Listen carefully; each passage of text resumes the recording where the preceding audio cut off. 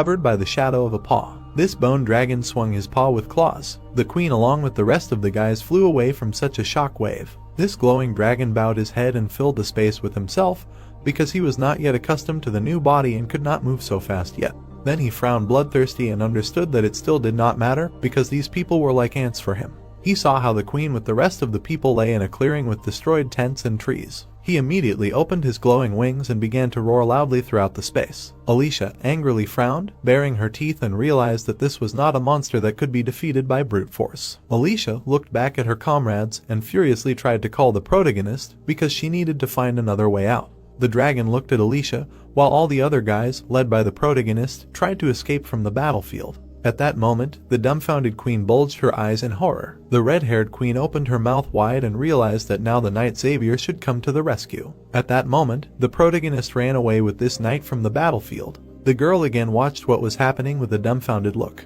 Lloyd ran with all his might with his knight. They deftly jumped over the table with food. Then they began to run across the clearing again. Further on their way there were bushes, which they awkwardly jumped over. Xavier looked back at the terrifying grinning gentleman with a cold face and said that if they were going to run away like that, he would definitely not get paid for his work. Lloyd was horrified, as if the knight was obsessed with money and only thought about it, because they needed to save lives now and it was definitely not worth chatting about money. The knight looked at the protagonist through his bangs in bewilderment. He immediately decided to stop, spreading his legs wide. He looked back at the protagonist with displeasure and said that if they left everything like that, then in the end their estate would suffer, and therefore he must protect their gold mine. The knight continued to see Lloyd running away from them as fast as he could and said that this dragon had many times more energy than him and therefore asked him to give up and run away. The knight stared at the running Lloyd through his bangs and said that he would stop this thing, even if the price was his life. The brown-haired man bared his teeth angrily, looking back and